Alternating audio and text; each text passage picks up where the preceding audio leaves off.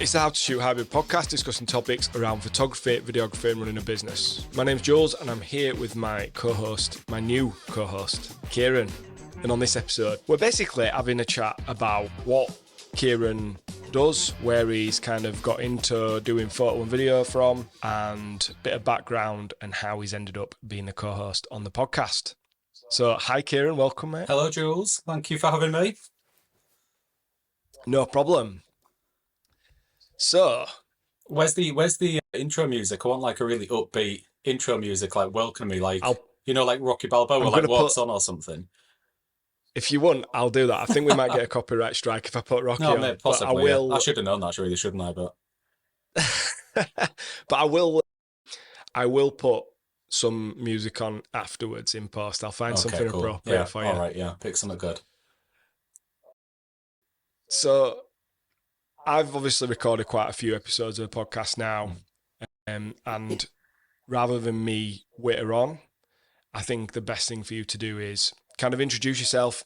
You can talk about your business that you've got now, and then we'll go back to, early doors when you're maybe teenager or whatever, because I know that you've always been into photography. In fact, you're much more into photography and the kind of artistic side of it than I've ever been. So if we start with kind of what your business is, and then we can go back and explain your background in photography and filmmaking. Perfect, yeah, let's go. So I'm Kieran from Kieran Paul Photography. I've been running it for roughly, I keep saying this, about 10 years, but it's probably more than 10 years now. I really need to count how long I've been doing it for. Predominantly documentary photography with a little twist of editorial. I'm from York, if I didn't already say that, and I work nationally. I shoot both photography, videography, and hybrid. And yeah. Ask me more questions, Jules. Cool. So, I mean, you said you're from York. Yeah. Now, I know we get a lot of listeners from overseas, so there are quite a lot in the United States and North America.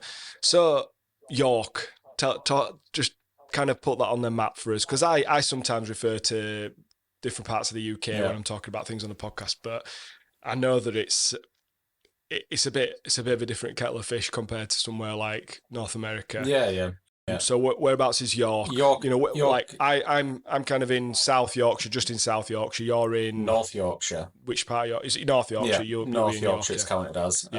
So yeah, if you are from America listening, it is a tourist destination, so head over and you'll enjoy it. Yeah, there's lots to see. It is, isn't it? Because it's where all the history and all the historical stuff's going on here. Yeah. If you like Romans, this is the place. So you get a lot of people, don't you, traveling over from places like America, and one of the destinations is to visit is York. It's almost, I wouldn't say it's as popular as London, but it's definitely second, third, fourth most popular. Yeah, it's a pretty historical destination place to visit. Yeah, pretty touristic. So let's kind of you've given a context of your business. Let's rewind to back in whenever it was. Let's go back to first time you kind of got into photography. Yeah.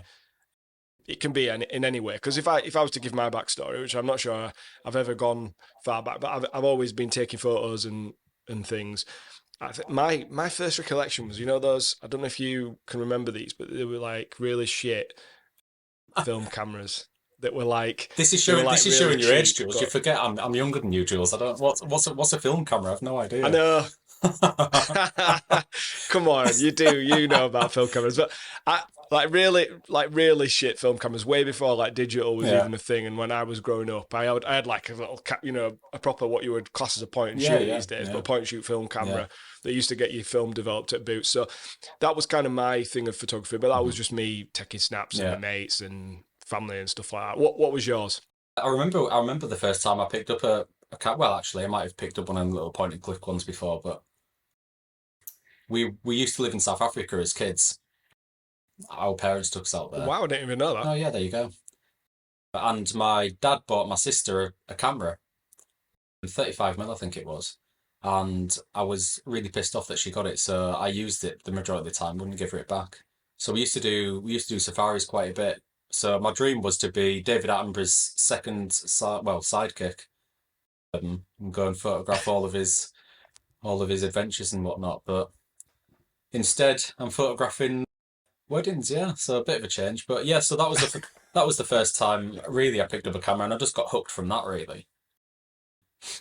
Yeah, so from there, just used to get the camcorders, the cameras, film our little adventures here and there, and eventually ended up going to college after school, not really knowing what I wanted to do, and I fell into graphic design, and part of that section was photography.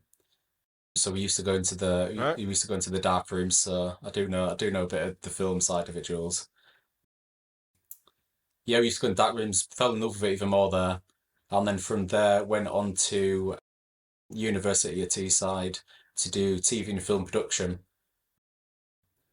And yeah, it was all right. Ended up getting quite popular with the rest of the team for my film work and whatnot. So got re-involved with the camera work side of stuff rather than like the storytelling and the scripting and whatnot. But yeah, it was good. Anyway, left uni and reality struck that a lot of this work is freelance. So I ended up just getting a job. Gosh, I had loads of jobs before wedding photography, but one of my friends on the course at uni, I saw he was doing wedding videography, and at the time he was a brilliant mint. Look at that proper Yorkshire accent. He was a brilliant he was a brilliant editor, but I was a better videographer. And I saw his movies, and I was like, bloody hell, man, they are good.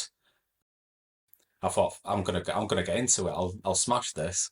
And yes, so I ended up getting into wedding videography to start with, and I was absolutely terrible. It was appalling. So it was a complete learning curve for me getting into the wedding industry. But yeah, that's pretty much how I started it. And when you're talking about getting into the wedding industry, can you Mhm. remember like how long ago that was? Do you remember roughly like the year? Because I know that when I first met you, you had a different business to what Yeah, you've got I now, did. didn't I you? will have been, I think it was roughly in 2014.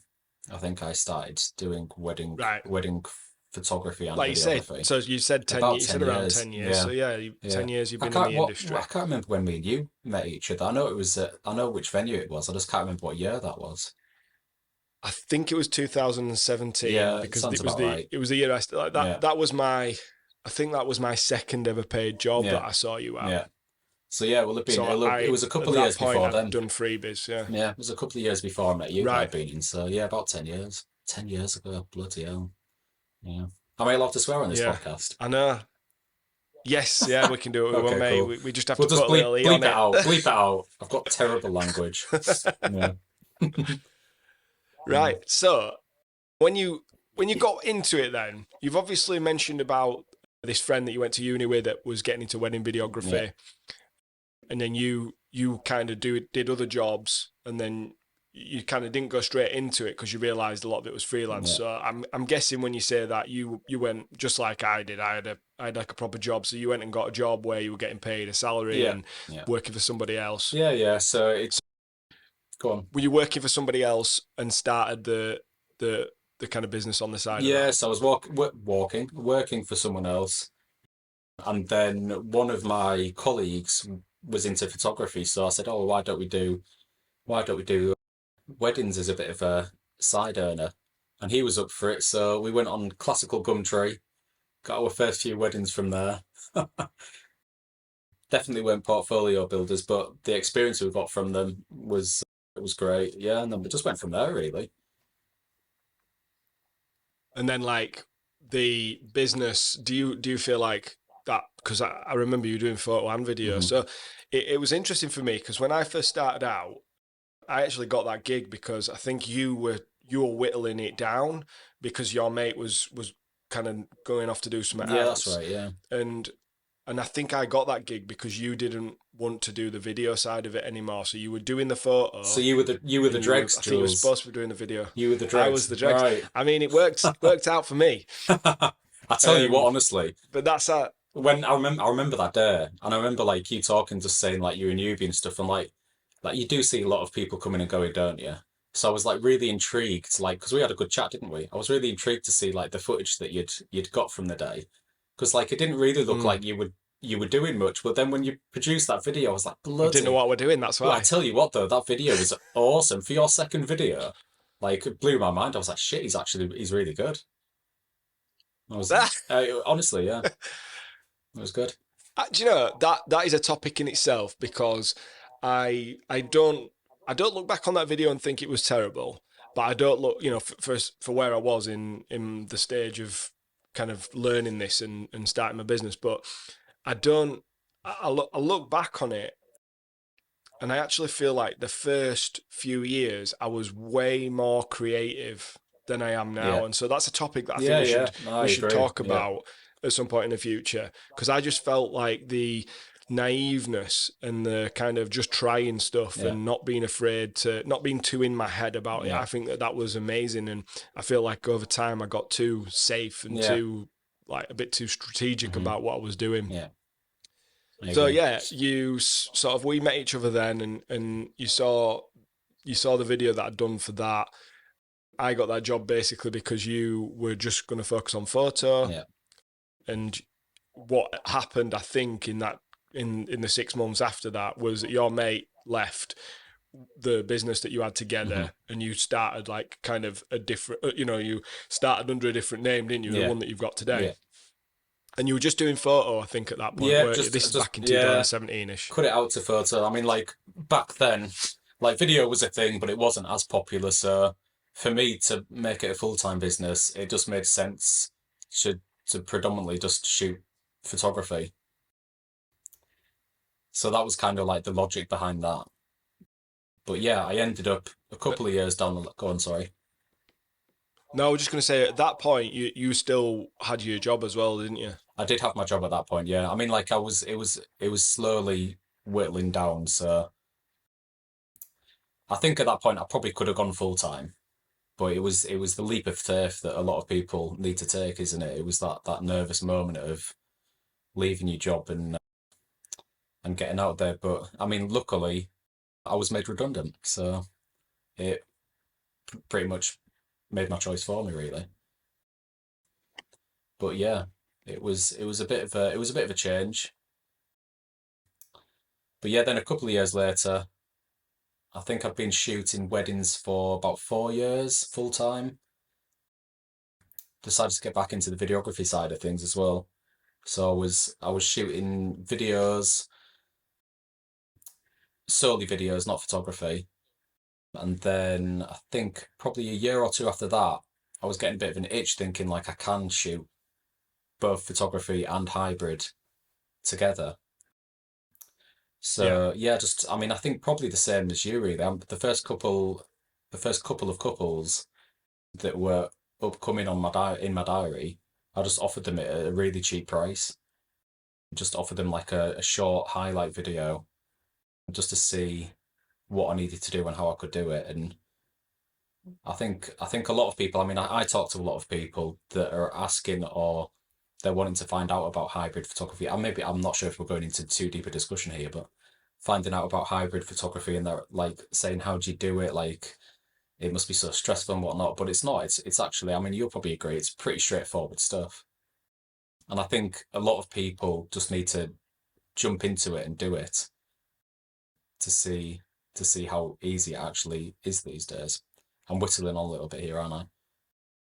No, no, it's good. It's all good. It's all good Yeah, stuff. I mean, it's the How to Shoot Hybrid podcast. So, yeah, you yeah, yeah, know, yeah, we're going to talk about topics that are more photography related, yeah. and some that are more videography and Hmm. filmmaking related. But this is like the platform, if you like, for talking about being multi-skilled Yeah, and potentially doing them both together at the same time. So I, it's good stuff to hear your thought process and progression into yeah, that, because obviously you've done film at uni, you've done some videography when you first started your business with your yeah, friend, and then you've kind of moved over to photography and focused on that for a while. Then you've kind of moved back and started doing some film as well, doing like a mixture of some photography, some film. Then you've started trying to do both together and doing the hybrid service and offering that. And I guess, what's the the interesting question is that because you could see the market for it? Is that because you could see that you could do it and there was a market for it, and so it made a natural business sense to do it? That is a good question, Jules. Well done. I think a lot of the couples that I attract, the type of couples that book me, because a lot of, I mean, like 99% of my work is documentary. So it's not like really posy type of photography or work, should I say. So I could see that a lot of them didn't want extra crew because it just add nerves to their day. So I thought to myself, I could potentially shoot the video for them myself as well as the photography. I think I think seeing a lot of them and talking to a lot of couples, they didn't get a videographer, not because of the cost or anything, just because of the fact that they were nervous about the idea of having two cameras in the face. Whereas if it's just one person shooting hybrid, you haven't really got that problem. I mean, there's another topic there as well where like it's about being a people person and putting people at ease. So if you've got a couple of photographers on the day, they know what they're doing, they will be able to put someone at ease anyway. But I think initially when people do book, if they're that type of couple that don't like the idea of having the photographs taken, they're not going to like the idea of having the video taken either. So kind of kills two birds with one stone, isn't True. it? Yeah. Yeah, that's so true. And the thing is, what you've basically said there in a very kind of short, a few paragraphs, is you're summarizing why people might want to offer hybrid, because I definitely think that or in the past, there's definitely been an industry thing of photography is photography, videography is videography, and you hire specialists for each one. And I can see the reason why people would think that that's how it should be done, because I do think that people's issue with hybrid shooting is that how can you possibly do a really good job on both? Yeah. But what you've just described is that a lot of the couples that are out there, there are couples for everyone. There are couples that want absolute production and they want 10 people shooting the wedding, 5 photographers, 5 videographers. They want cranes and they want, all sorts of stuff. They want literally a studio set up. Yeah. And then there are people that want to enjoy the wedding day, but they actually do like the idea of the storytelling of the day, and they want as much coverage and they want to see it in different ways as possible, but they don't want all that shit that goes with it that takes, for them, everyone's different, but for them, will take away from their wedding. Yeah, absolutely. So what you're describing there is exactly kind of the way, that's how I've grown my hybrid side of the business, is exactly the same as you. It's those couples that they like the idea of simplicity. Yeah. And whether that's one person or whether that's 2 people doing it, it doesn't really matter. But it certainly isn't 4 or 6 or 8 people doing it. Yeah. I mean, like, there's loads of topics we could go into about the pros and cons of hybrid photography. Maybe more episodes to come on it. But even like, I remember one day photographing a wedding, and there was a videographer there as well. I'd never met them before, and then when I was looking at their work, it was a completely different style to mine, and I didn't quite understand the reasons why you'd book a photographer of one style and a videographer of the other style, because as much as we got on, we worked well together on the day, like the styles will clash. Like if he wants posed photos, but they want natural photos, he wants posed video and I want just natural walking long shots and all that, and like the couple don't really, I think that's part of what a couple don't know what they want at that point.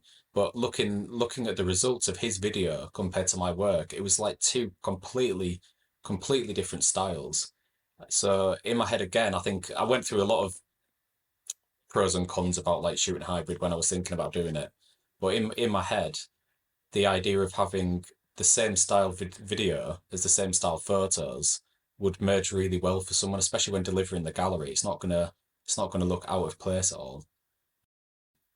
So yeah, that was enough one. But yeah, again, another topic that we could go deep into, the pros and cons of hybrid. Yeah, absolutely, and that's what I mean. That's why there's so much scope to talk about different things, whether it's business stuff or whether it's actual the kind of shooting side of it.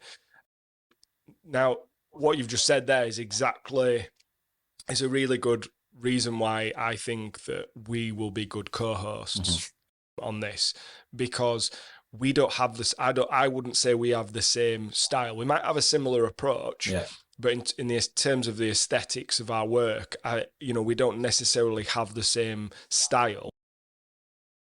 And we've worked together before, doing photo and video either kind of alongside each other completely separately, or we've hired each other as like a second shooter or whatever.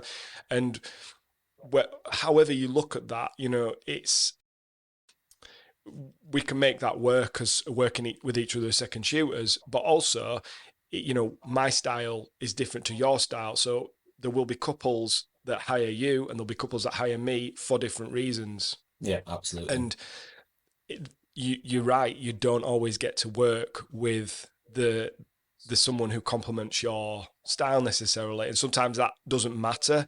And sometimes if it's really, really, I think it matters a lot more with the approach. Obviously, the aesthetics being the same is a good thing, but it doesn't have to be. The approach definitely does. So if you get someone who's really difficult to work with, that can impact the day. Especially if you're very chilled, laid back, hands off, and the other person's really intense, that can be and so for me, shooting hybrid, if I knew I was shooting alongside you, I would look forward to that day. If I knew I was working alongside somebody else, doing video and they were doing photo, for instance, I would wish I was. I'm not going to say, but there are different people that you can think of. Who's you just don't. You know that you don't have the same approach to it. No, I get you. So even though it's cool and everything works out fine, that if you were doing hybrid on that day, it would just work different, wouldn't it? Yeah. Because you would do it, you would approach it in your way. And sometimes I think for me, because I predominantly do video, you're probably more photo.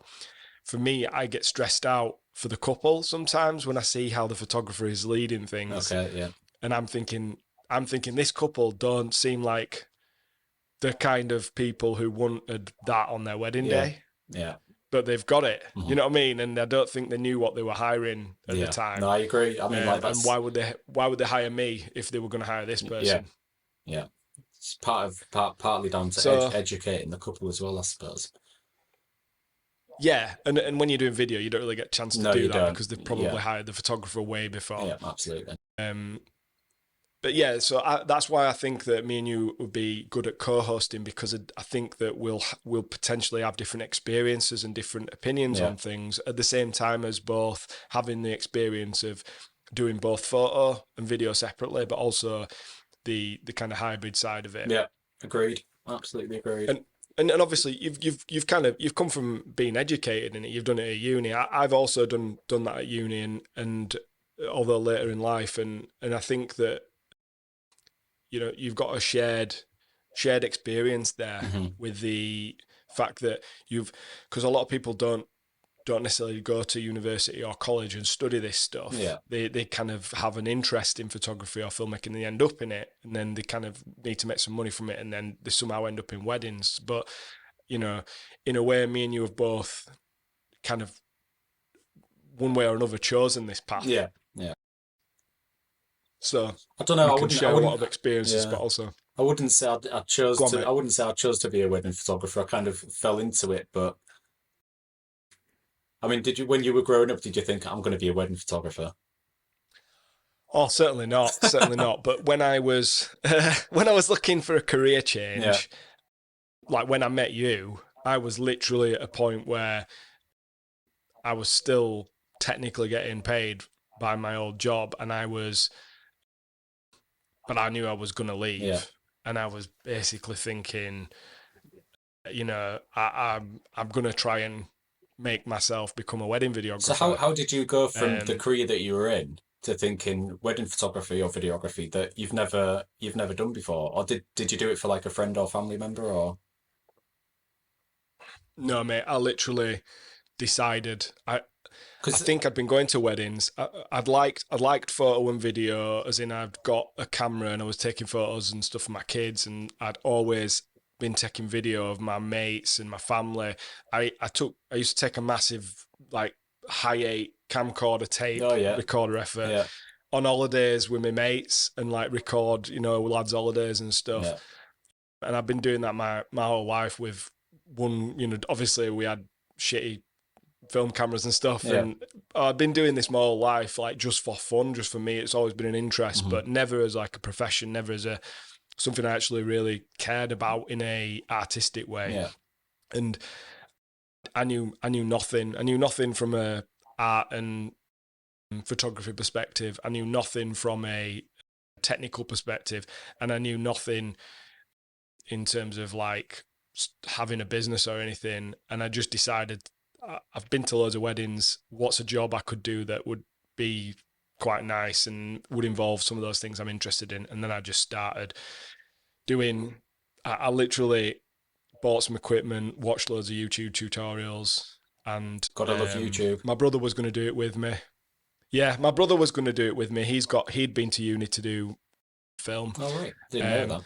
And that didn't end up panning out. Yeah, that didn't end up panning out. And then he basically, so he kind of did something else.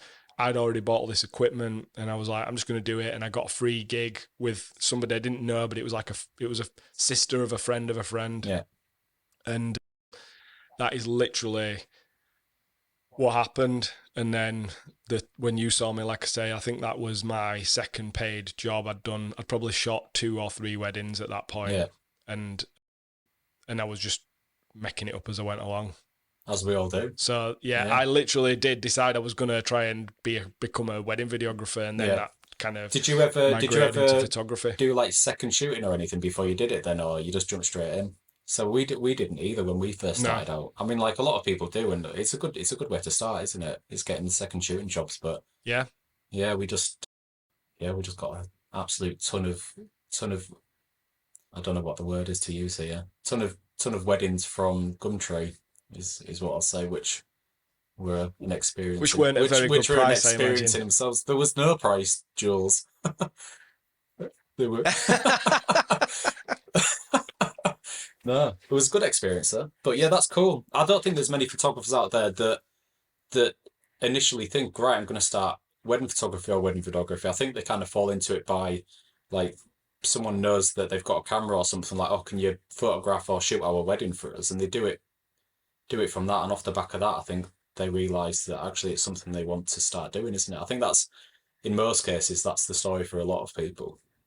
So for you to actually make a decision before even trying it out and say you want to be a wedding photographer, videographer is pretty impressive, really.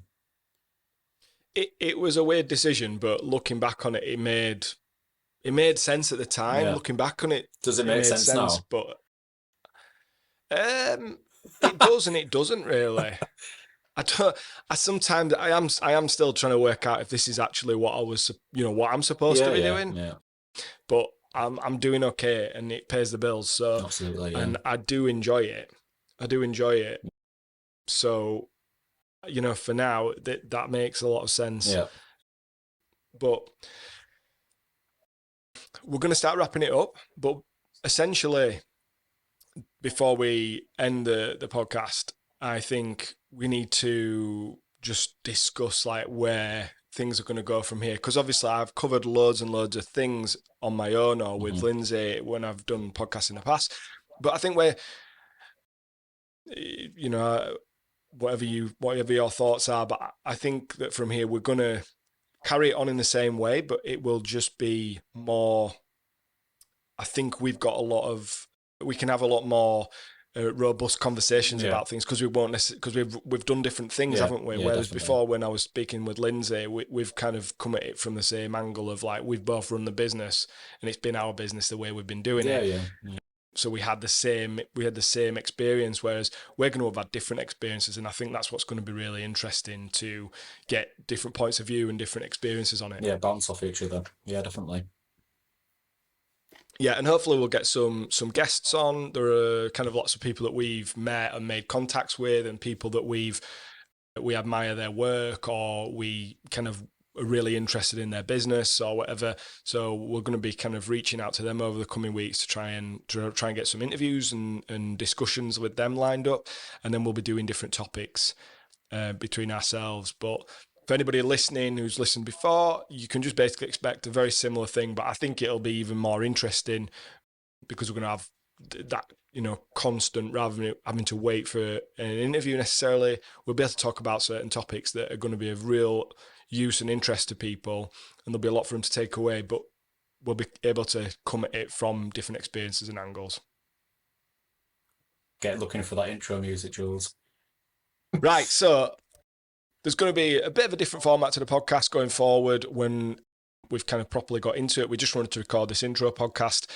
We're going to wrap it up for now, but as from the next episode, there'll be a little bit more of a format to it. We're going to exit on a kind of song of the day. And the reason for that is because one of the hardest things I know as a wedding filmmaker, wedding videographer, is music choice and finding music. I mean, how much time do you spend on that, Kieran? Oh, I don't even want to think about the time I spend on that. Too long. Yeah, because I'd say it's one of the longest processes for me. I mean, it always has been, but I've kind of gone through things that have helped me over the years to speed that up. And I've got kind of a lot of playlists with different songs in. And we just thought that it'd be helpful to every week share a song as an outro music. We can tell you what it's called. Before you play it, if you've found a quicker way to find music, as you just mentioned, I'm sure there's plenty of videographers out there that will be begging you to find out your recipes. Another podcast again. Well, there you go. Yeah. So that we'll cover that one at some point over the coming weeks. Right. Great talking to you, mate, and I'm looking forward to plenty more conversations to come. Sweet. Catch you later.